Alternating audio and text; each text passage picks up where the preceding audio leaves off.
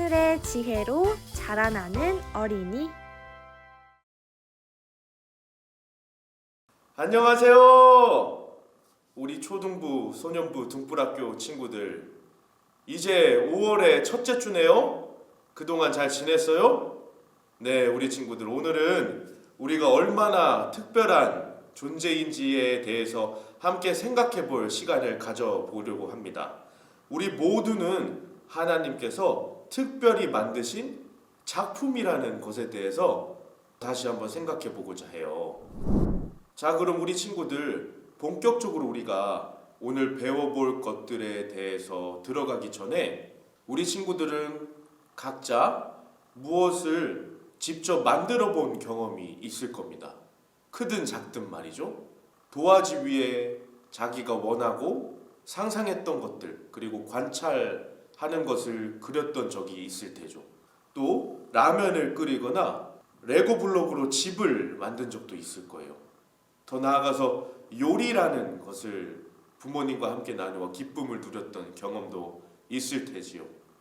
내가 만든 작품을 우리 친구들이 바라볼 때 그것이 아직 완성되기 전이던 다 내 의도대로 완성한 작품이던 우리 친구들은 그것을 바라보며 매우 흡족한 마음이 들었던 것을 한 번씩은 다 경험했을 겁니다.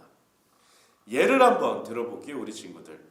여러분이 정성껏 그린 그림을 부모님이나 친구, 선생님께 보여드렸을 때 우리 부모님은 얼마나 기뻐했나요? 그 기쁨은 우리 친구들의 마음을 얼마나 흡족하게 만들어 주었나요? 냉장고에 붙여주시거나 액자에 넣어 벽에 걸어두시기도 하시죠. 그 작품은 세상에서 하나뿐인 특별한 작품이라고 말할 수 있을 겁니다. 실력은 아무 상관없죠. 내가 그린 거기 때문에, 나의 사랑하는 자녀가 그린 것이기 때문에 그 자체로도 특별한 의미가 있답니다.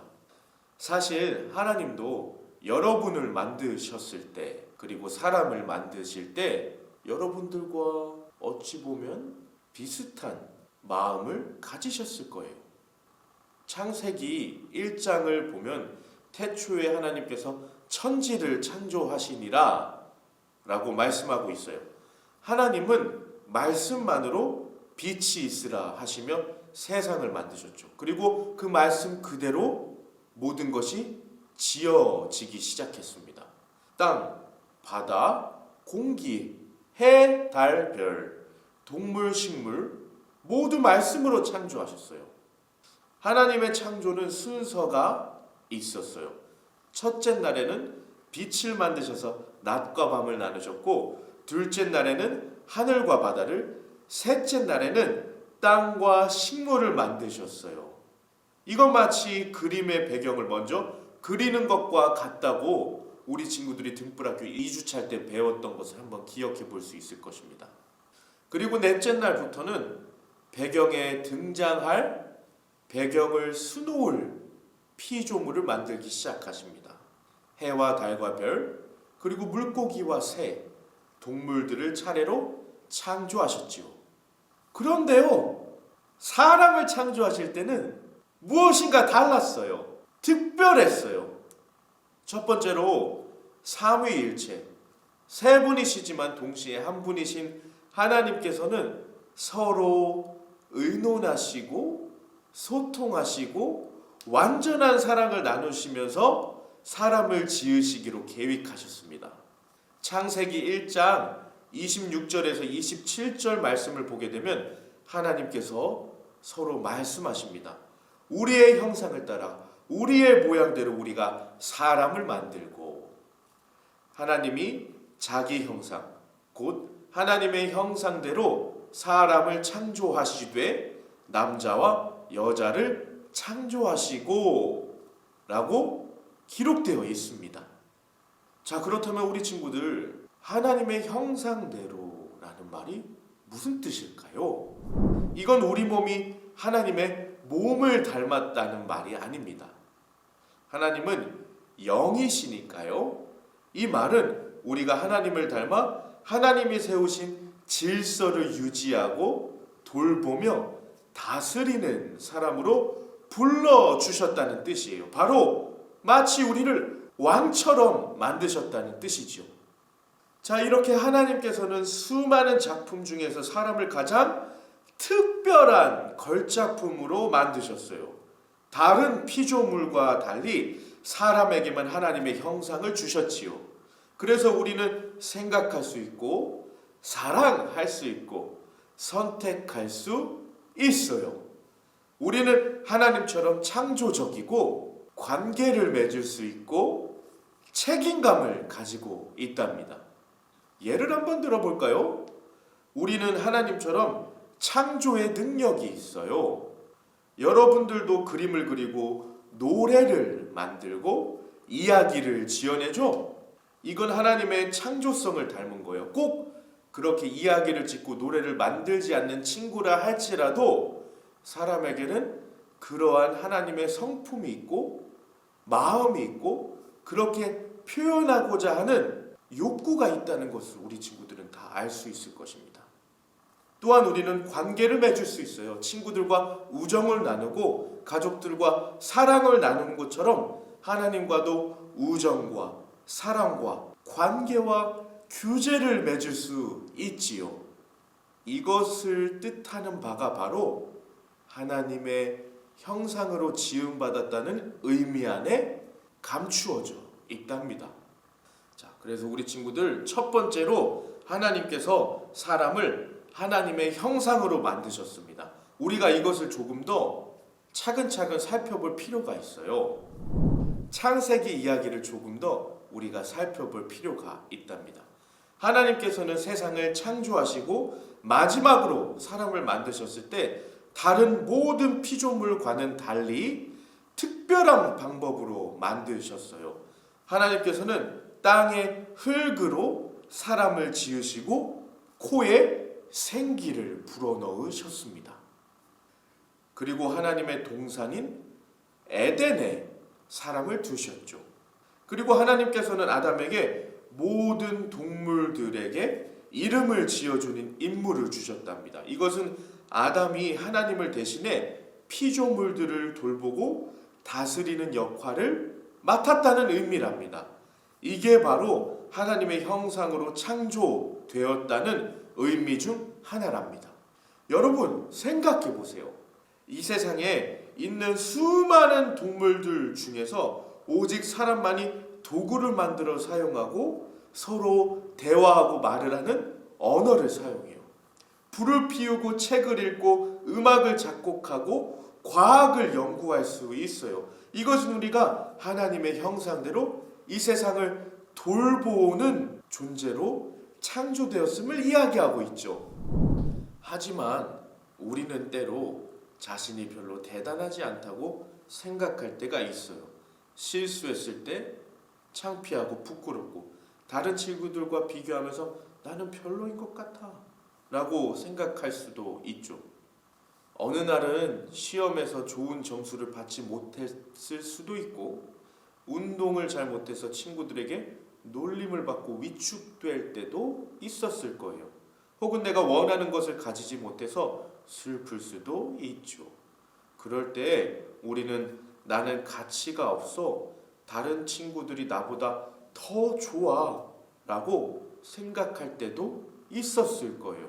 그런 마음이 슬금슬금 우리 안에 들어와 또아리를 들고 차지하게 되는 것을 우리는 볼 수 있습니다.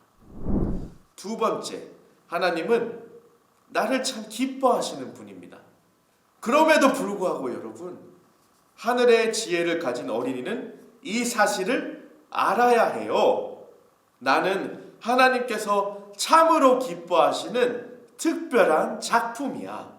하나님은 나에게 특별한 임무와 목적을 갖고 이 세상에 우리를 보내셨어 라는 사실이죠. 하나님께서는 여러분 한 명 한 명을 특별하게 만드셨어요. 정말로요. 여러분의 머리카락 숱까지 다 세고 계시고, 여러분 이 말은 그냥 머리카락 한 올 한 올을 하나님께서 세실 정도로 능력이 뛰어나시다는 말씀이 아니라 그토록 우리를 세심하게 돌보시고 다 아신다는 말이에요. 여러분의 이름을 부르면서 사랑하시죠. 성경에서는 주의 손가락으로 만드신 주의 하늘과 주께서 베풀어 두신 달과 별들을 내가 보니 사람이 무엇이기에 주께서 그를 생각하시며 라고 말씀하고 있어요. 우리의 정체성, 우리의 뿌리, 즉 내가 어떤 사람인지는 내가 얼마나 공부를 잘하고 얼마나 착하게 살고 무엇을 잘 하느냐에 있지 않아요. 중요한 건 하나님께서 여러분들을, 우리를 특별하게 만들었다는 사실 그 하나랍니다. 만약 여러분이 그림을 그렸다면 그 그림의 가치는 누가 결정하죠? 나예요. 우리죠. 바로 그 그림을 그린 화가인 여러분입니다. 마찬가지로 우리의 가치는 우리를 창조하신 하나님께서 결정해요. 그리고 하나님은 여러분이 얼마나 소중한지 보여주시기 위해 단 하나뿐인 특별한 아들 예수님을 보내주시기까지 하시죠. 하나님은 우리 모두를 가장 특별하고 아름다운 작품으로 여기세요. 부자든 가난하든 남자든 여자든 인기가 많든 적든 아무 상관없어요. 왜냐하면 우리 모두는 하나님의 형상으로 만들어진 특별한 걸작품이니까요. 심지어 하나님의 백성들인 우리가 실수하고 죄를 지어도 하나님은 우리를 사랑하세요. 로마서 5장 8절을 읽어볼까요? 우리가 아직 죄인 되었을 때에 그리스도께서 우리를 위하여 죽으심으로 하나님께서 우리에 대한 자기의 사랑을 확증하셨느니라고 말씀한답니다. 여러분은 하나님께 사랑받는 특별한 작품이라는 것을 성경에서는 군데군데 조목조목 아주 많이 아주 세심히 말씀하고 있어요. 우리가 하나님의 사랑스러운 존재로 우주의 창조자이시며 통치자이신 하나님께 기쁨을 주는 존재로 태어났다는 사실을 우리 친구들 오늘 꼭 기억하길 바랍니다. 여러분이 만든 작품을 누군가 망가뜨린다는 것을 생각해 보세요. 어떤 기분이 찾아올까요? 슬프고 속상하겠죠. 하나님도 그런 마음이에요. 우리는 하나님의 소중한 작품이기 때문에 누군가가 우리를 무시하거나 상처 줄 때 하나님도 우리 친구들의 마음처럼 아파하신답니다. 그만큼 우리를 귀하게 여기시죠. 하나님은 우리가 죄를 지어도 포기하지 않으시고 하나뿐인 아들 예수님을 보내주셨어요. 그만큼 우리를 사랑하신답니다. 예수님은 십자가에서 우리의 죄를 대신 짊어지시고 우리가 다시 하나님과 화목하게 되도록 길을 열어주셨어요. 그렇다면 우리는 어떻게 살아가야 할까요?